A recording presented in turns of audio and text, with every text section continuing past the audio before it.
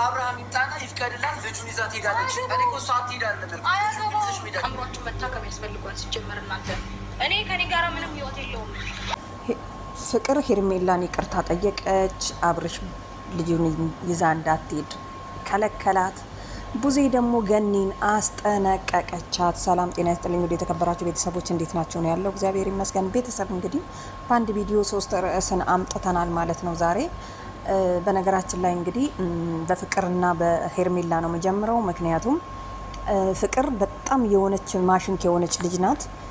ሄርሜላን ከዚህ በፊት ከአብርሽ ጋር እንዳትሆንና ለሩታ አብራ እንድትሆን ያልጣረችው ያልቆፈረችው ጉድጓድ የለም ታውቃላችሁ። ከዛ በኋላ ደግሞ ዛሬ ደግሞ ሄርሜላዬ በጣም ይቅርታ አድርጊልኝ ላጠፋው ጥፋት ብዙ ነገር አድርጌብሻለሁ ካለች በኋላ ይቅርታሽን ሄርሜላ በጣም ንጹህ ሰው ነች ታውቃላችሁ። ይቅርታዋን ተቀበለቻት። ከዛ በኋላ ምንድን ያለችው አብርሽ አይጠቅምሽም ከሱ ህይወት ብትወጪ ይሻልሻል ብላታለች ማለት ነው። አስባችሁታ ሰው እንዴት ነው በፊት ያደረገችውም ከአብርሽ ጋር እንዳትሆን ነው። ስላጠፋውኝ ይቅርታ አድርጊልኝ ብሎ ተመልሶ ደግሞ ከዛ ሰው ጋር እንዳትሆኝ አይጠቅምሽም እንደምጠቅማትና እንደማይጠቅማት እኮ እሷም የሚዬ ጡንጦ መጠባ ህፃን አይደለችም ሄርሜላ ታውቀዋለች ማለት ነው። አያችሁ አይደለ? ስለዚህ ከውጪ ጠላት እኔ ጠብቀዋለሁ ከወዳጄ ጠላት ግን አንተ ጠብቀኝ ማለት አሁን ነው። ፍቅር ቀስ በቀስ እንዲያለች ሄርሜላን በእጇ ጨብታ ከአብርሽ ጋር ያለውን እንትን ለማባተን ነው የምትፈልገው ማለት ነው። እና አሁን ደግሞ እንግዲህ ምንድን ያደረገችው ከሩታ ጋር አብረው ሆነው ልጁን ይዛ እንድትሄድ ወደ ቤተሰቦቿ ልጁን ይዛ እንድትሄድ ዳኒ ደግሞ ማለት ነው ልጁን ይዘሽ አትሄጂም አባት ሳይመጣ ብላለች። ሩታ ምንድን ያለችው እናንተ አይምሯችሁ ታሟል ወደ አማኑኤል አልቻላችሁም ወይ የሚል ቃል አውጥታለች። እና ማየት ካለበት ያ ያለ ፍቅር ደግሞ እሱ አባት አይደለም አይባልም፣ ግድ ነው አባት ነው ወደድሽም ጠላሽም ማለት ነው። ልዑል አብርሃም ነው የሚባለው እንጂ ልዑል ሩታ አይባልም። ስለዚህ መደረግ ያለበትን ያደርጋል። ግን በዚህ ሰዓት ሩታ ትክክለኛ መንገድ ከሆነ አብርሽን ማማከር አይጠበቅባትም። ምክንያቱም አብርሽ የራሱን ህይወት እየኖረ ነው። ልጁ ያለው እሷ ጋር ስለሆነ ቤተሰቡ ጋር እቻ ጋር መሄድ ከፈለገች ትሄዳለች። የትም ቦታ ይዛ መሄድ ከፈለገች ትሄዳለች። ማንም የሚከለክላት ሰው የለም። ይሄ የታወቀ ነው ታውቃላችሁ አይደል? ምክንያቱም እሱ አብርሽ የራሱን ህይወት እስከያዘ ድረስ ማስፈቀድ አይጠበቅባትም ዳኒ ማለት ነው። ገና መጥቶ ምናምን ብላ አትቀውጠው። ከዚህ በፊት ደግሞ አንተ ደግሞ ከሄርሜላ ጎን ነበርክ።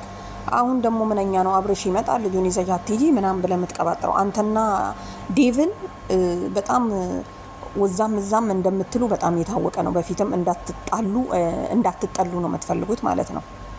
ስለዚህ ቤተሰብ ምን ለማለት ፈልጌ መሰላችሁ? እንደኔ ሀሳብ አሁን ላይ ያሉት ሁሉም ትክክል አይደሉም።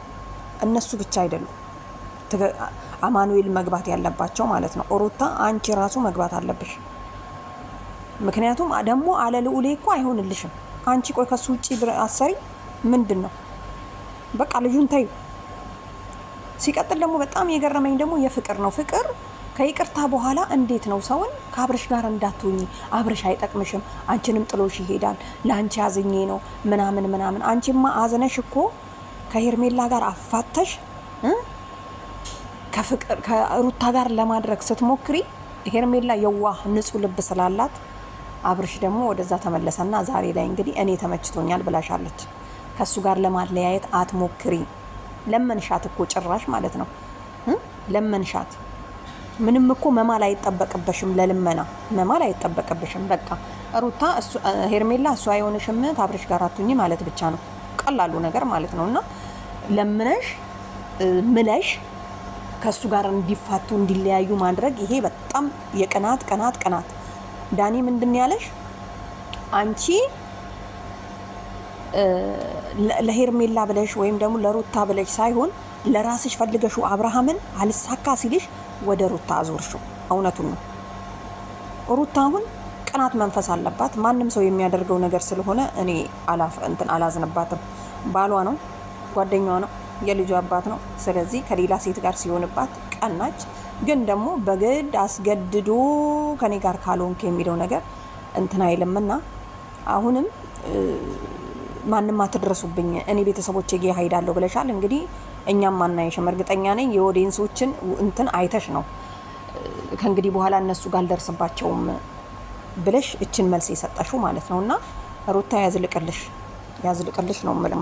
እና ቤተሰብ ማለት ነው ወደ ቡዜ ደግሞ ስገባ ቡዜ እንግዲህ በአንቺ ሰበብ ብዙ ነገር ሆኛለሁኝ፣ ተጠንቀቂ፣ ከዚህ በኋላ እንዳላገኝሽ፣ ስማችንንም እንዳጠሪ፣ እዛም ሄደሽ ጥልቅ አትበይ ብላለች። ቡዜ እንግዲህ ያው ታውቃላችሁ ወደፊት ዳኛ ነው የምትሆነው፣ በእንትን ብልጫ ነው ቤተሰብ እንግዲህ ማለት ነው። ቡዜ እንደምናውቃት ትናገራለች፣ ከሁሉም በላይ ምላስ አላት።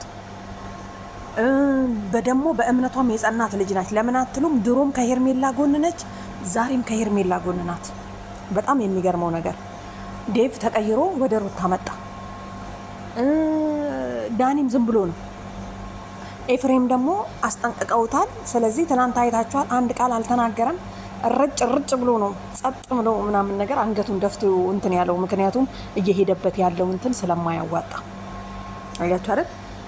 ከሰስ ነው ብለው በራሳቸው በቆፈሩ ጉድጓድ ራሳቸው ገቡበት። አንዳንዴ ለሰዎች ተንኮል ስናስብ እያሰብን መሆን አለበት። ስለዚህ ሄርሚ ማለት ነው ዛሬም ነገም ከአብርሽ ጋር አብረሽ እንድትሆኚ ነው እኔ እንትኔ። ምክንያቱም የዋህ ነሽ፣ ጥሩ ሰው ነሽ። ፍቅር የምትባል ሴት ግን አጠገብሽ መምጣት የለብሽም። ጠላት ሆነሽ ስትርቂያት ወዳጅ መስላ ቀርባ ልታጠቃሽ ነው የምትሞክረው። ዛሬም አተኛለሽም መቼም ቢሆን ማለት ነው። እና ቡዜም ተናግራለች፣ ፍቅር የምትባል ሴት ከእናንተ ውስጥ አውጧት ብላለች ማለት ነው። ስለዚህ ዳኒ በሩን ክፈትና ሩታ የፈለገችበት መሄድ ትችላለች። ምክንያቱም ሩታ በዚህን ሰዓት አብርሽን የማማከር ግዴታ የለባትም። ግዴታዋን ተወጥታለች። አሁን መብቷ ነው። ስለዚህ መብቷን ደግሞ መጠቀም ትችላለች ማለት ነው። እና ቤተሰብ ያው ማንም ሰው የሚያደርገው ነው። አንድ ሰው ካገባ ነው። እሱን ደውላ ማማከር፣ እንደውም ፏ ብላ ምናምን ነገር እሱን ለማናደድ ማድረግ ያለባትን ነገር ልጇን ማሳደግ ነው ያለባት። ስለዚህ ሩታ ማለት ነው ያስብሽውን ሀሳብ እኔ ደግፋለሁ። በቃ እንደውም ውጪ እና ፍቅር የምትባለው ነች የምትበጠብጥሽ። እሷንም ካጠገብሽ ካላራቅሽ በኋላ ኪሳራ ነው የምትገቢው ማለት ነው። እና ቤተሰብ ለማንኛውም የዛሬያችን ቪዲዮ ይሄንን ይመስላል። ቤተሰብ ላይክ ስለምታደርጉኝ ሰብስክራይብ እያደረጋችሁ ነው፣ አመሰግናለሁ። ቴንኪዩ። 4000 ልገባ 100 ምናምን የቀረኝ 4000 ስገባ ላይቭ ጠዋትና ማታ ጀምራለሁ ማለት ነው። ለማንኛውም ይመቻችሁ።